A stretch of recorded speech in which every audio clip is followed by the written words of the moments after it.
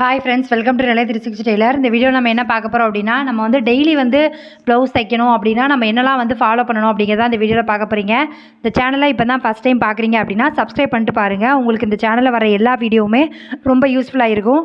நீங்கள் இப்போ தான் தையல் தொழில் பழகிட்டு இருக்கீங்க, இல்லை வந்து நான் தையல் தொழில் வந்து தச்சு பழகிட்டேன், நான் வந்து வீட்டில் இருந்து ஸ்டிச் பண்ண போகிறேன் அப்படின்னு நினைக்கிறீங்க அப்படின்னா அந்த வீடியோ உங்களுக்கு ரொம்ப யூஸ்ஃபுல்லாக இருக்கும். வாங்க வீடியோக்குள்ளே போகலாம். நம்மளால் முடியாது அப்படிங்கிறது எதுவுமே கிடையாது. நம்ம முயற்சி பண்ணோம் அப்படின்னா நம்மளால் எல்லாமே சாதிக்க முடியும். நீங்கள் வந்து இன்னும் மிஷினில் வந்து உட்காந்து தைக்க ஆரம்பிக்கல அப்படின்னா மிஷினில் உட்காந்து தச்சுக்கிட்டே வந்து இந்த வீடியோவை கேளுங்க.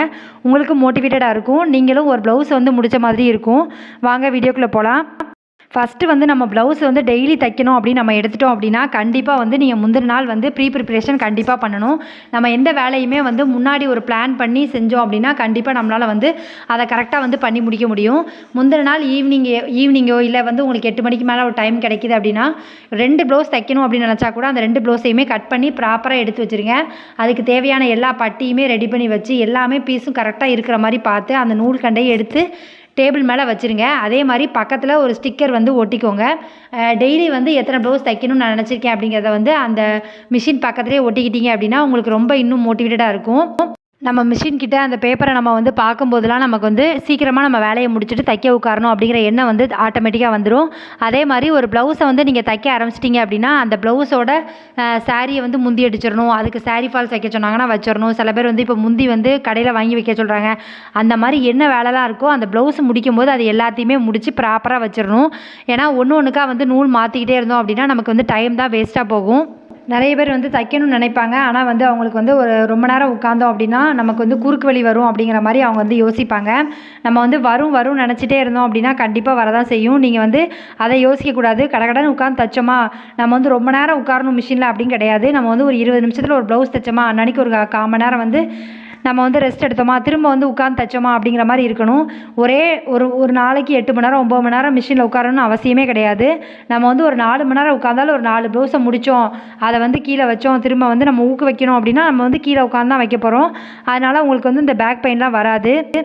எப்போல்லாம் வந்து உங்களுக்கு சோம்பேறியாக இருக்கோ அப்போல்லாம் வந்து நம்ம குடும்பத்தோட சூழ்நிலை என்ன அப்படிங்கிறத கொஞ்சம் யோசித்து பார்த்தீங்க அப்படின்னா கண்டிப்பாக அவங்களால வந்து தைக்காமல் இருக்கவே முடியாது.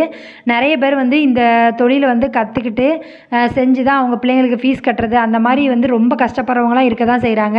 நிறைய பேர் ஃபேமிலியே வந்து இந்த தொழில் பண்ணி தான் வந்து ரன் பண்ணுறாங்க. அப்படி இருக்கிறவங்களாம் யோசித்து பார்த்தீங்க அப்படின்னா நீங்கள் நம்ம பண்ணுறதுலாம் ஒரு வேலை கிடையாது. ஏன்னா நம்மளை வந்து ஏன் இவ்வளோ ரூபாய் சம்பாதிக்கணும்னு கேட்க ஆள் கிடையாது. அந்த மாதிரி ஒரு சூழ்நிலை இருக்கும் அப்படின்னா கண்டிப்பாக வந்து நம்ம வந்து அவங்கெல்லாம் விட பரவாயில்ல அப்படிங்கிற மாதிரி யோசிச்சுக்கணும். அதுக்காக நம்ம வந்து தைக்காமல் இருக்கணும் அவசியம் கிடையாது. நம்ம வந்து தைச்சி சம்பாத்தியம் பண்ணி வச்சுருந்தோம் அப்படின்னா நமக்கும் நம்ம பிள்ளைங்களுக்கு ஏதோ ஒரு விஷயத்தில் வந்து நம்ம உதவியாக இருக்கலாம். அதே மாதிரி இப்போ வந்து நாளைக்கு வந்து நமக்கு என்ன பிரச்சனை வரும்னு நமக்கு தெரியாது. அதனால் இன்னைக்கு வேலையை வந்து இன்னைக்கு முடிக்கிற மாதிரி நம்ம எப்போவுமே பழகிக்கணும். நம்மளை பார்த்து தான் நம்ம பிள்ளைங்களுமே கற்றுக்குவாங்க. டெய்லி நம்ம வேலையை நம்ம முடித்தோம் அப்படின்னா நம்ம பிள்ளைங்களுக்கு ஆட்டோமேட்டிக்காக நம்ம சொல்லிக் கொடுக்காமே நம்மக்கிட்டேருந்து அந்த பழக்கம் வந்துடும்.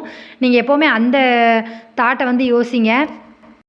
அதே மாதிரி நீங்கள் ஒரு ப்ளவுஸ் வந்து தைச்சி கொடுக்குறீங்க அப்படின்னா அந்த அமௌண்ட்டையும் கரெக்டாக வாங்க பழகுங்க. நிறைய கஸ்டமர் சொல்கிறது என்ன அப்படின்னா, நிறைய பேர் கீழே கமெண்ட் பண்ணுறது, எனக்கு வந்து கஸ்டமர் வந்து பணமே கொடுக்க மாட்டாங்க, 1 வாரம் கழித்து தரேன்னு சொல்கிறாங்க, 2 நாள் கழித்து தரேன்னு சொல்கிறாங்க அப்படின்னு சொன்னாங்க அப்படின்னா நீங்கள் சொல்கிற ஒரே வார்த்தை என்னென்னா, கடையில் வந்து நீங்கள் வாங்கும்போது காசு அப்படி கொடுக்காம வாங்க முடியுமா அப்படிங்கிற மாதிரி கேளுங்க. அதனால் அந்த கஸ்டமர் வெளியே போனாங்கன்னா ஒன்றும் தப்பு இல்லை. ஏன்னா கடைக்கு போனாலும் அவங்க கஸ்டமர் காசு கொடுத்தா மட்டும்தான் தைச்சி கொடுப்பாங்க. ஏன்னா இல்லை அப்படி அவங்களுக்கு வந்து காசாக பேச முடியல அப்படின்னா அவங்க சூழ்நிலையை புரிய வைங்க. ஏக்கா இது வந்து நான் நீங்கள் கொடுத்தா மட்டும்தான் அடுத்த நாள் வந்து நான் தைக்கிறதுக்கு எனக்கு இன்ட்ரெஸ்ட்டாக இருக்கும், எனக்கு வந்து அப்போ தான் வந்து தைக்க முடியும் அப்படிங்கிற மாதிரி நீங்கள் வந்து சொல்லிடுங்க. அதே மாதிரி நிறைய பேர்கிட்ட வந்து இருக்காது, அவங்களுக்கு ஓகே.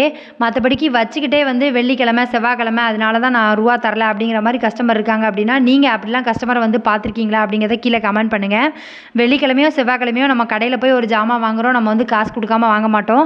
ஆனால் டெய்லர் தொழிலில் வீட்டிலேருந்து செய்கிறாங்க அப்படின்னா அவங்க அன்டைமில் கூட கொண்டு வந்து ப்ளவுஸை கொடுக்கலாம். அதே மாதிரி அன்டைமில் கூட வாங்கிட்டு போகலாம் ப்ளவுஸை. அது வந்து அவங்க நினைக்க மாட்டாங்க. ஆனால் அந்த ப்ளவுஸுக்கு காசு கொடுக்கும்போது மட்டும் வெள்ளிக்கிழமை செவ்வாய்க்கிழமை 6 மணிக்கு மேலே நான் காசு தரமாட்டேன் இந்த மாதிரி சொல்லுவாங்க.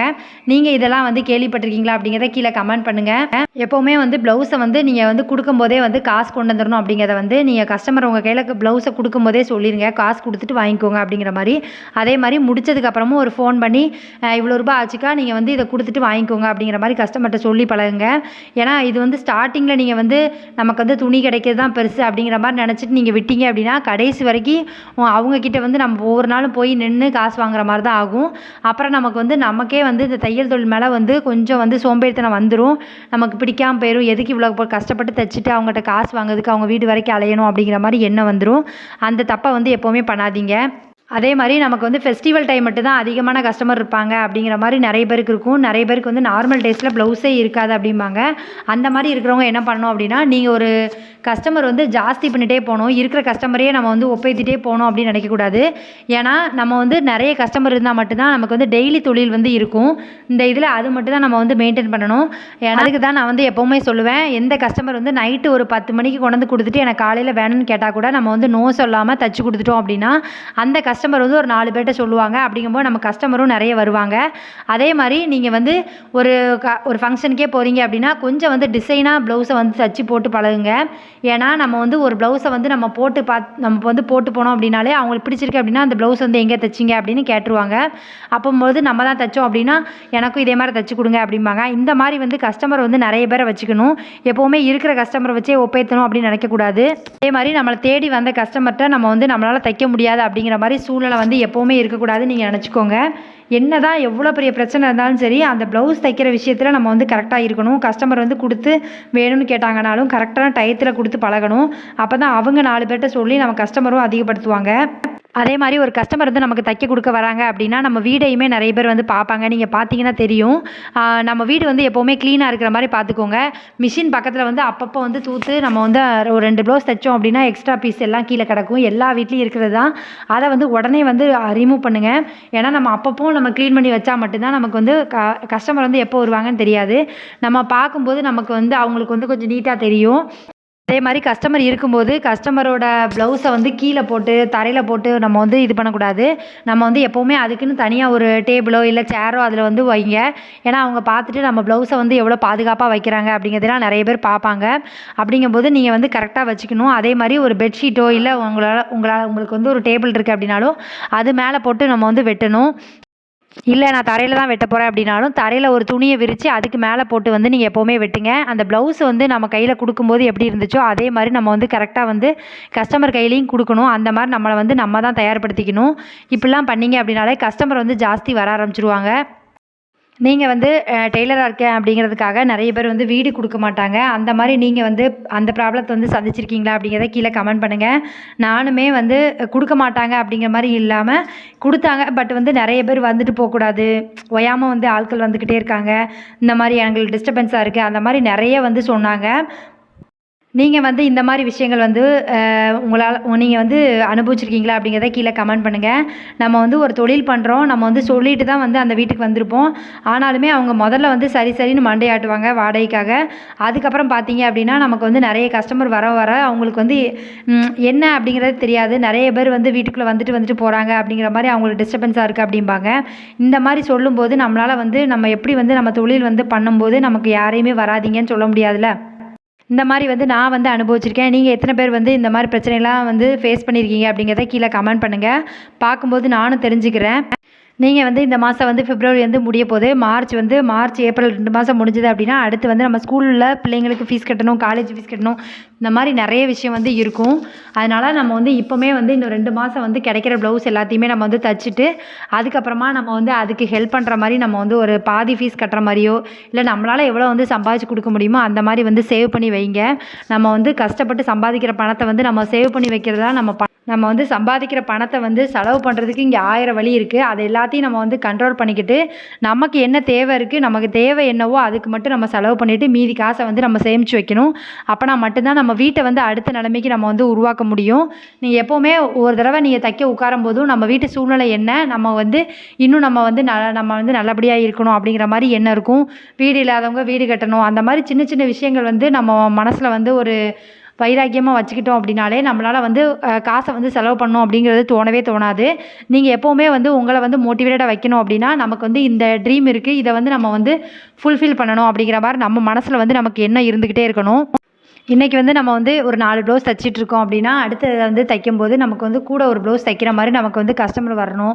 அந்த மாதிரி நமக்கு வந்து நம்ம மனசில் வந்து நம்ம அந்த வைராக்கி இருக்கணும். அப்போ தான் மட்டும்தான் நம்மளால் வந்து இந்த தொழிலை வந்து சாதித்து முன்னாடி வர முடியும். ஏன்னா இப்போ வந்து தெருவுக்கு தெரு வந்து 4-5 டெய்லர் இருக்காங்க. இப்போ வந்து போட்டியுமே அதிகமாயிட்டு இந்த தொழிலில்.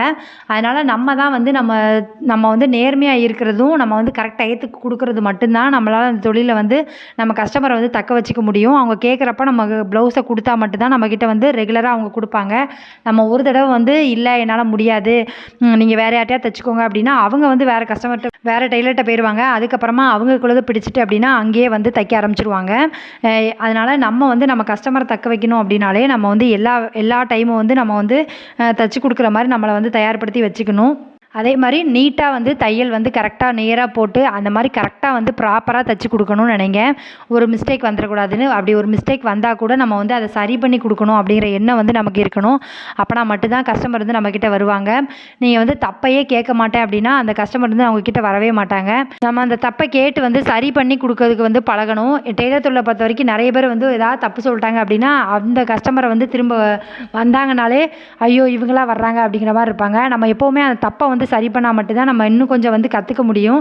டெய்லர் பொறுத்த வரைக்கும் நம்ம வந்து நிறைய வந்து கற்றுக்கிட்டோம் அப்படின்லாம் சொல்ல முடியாது. இன்னும் கற்றுக்கிறதுக்கு நிறைய விஷயங்கள் இருக்குது. இவ்வளோ நேரம் இந்த வீடியோ பார்த்ததுக்கு ரொம்ப நன்றி. இந்த வீடியோ உங்களுக்கு பிடிச்சிருக்கு அப்படின்னா லைக் பண்ணுங்கள், கமெண்ட் பண்ணுங்கள், ஷேர் பண்ணுங்கள். இந்த மாதிரி வீடியோ வேணும் அப்படின்னாலும் கீழே கமெண்ட் பண்ணி விடுங்க. Thank you friends. இவ்வளோ நேரம் பார்த்ததுக்கு ரொம்ப நன்றி. தேங்க்யூ.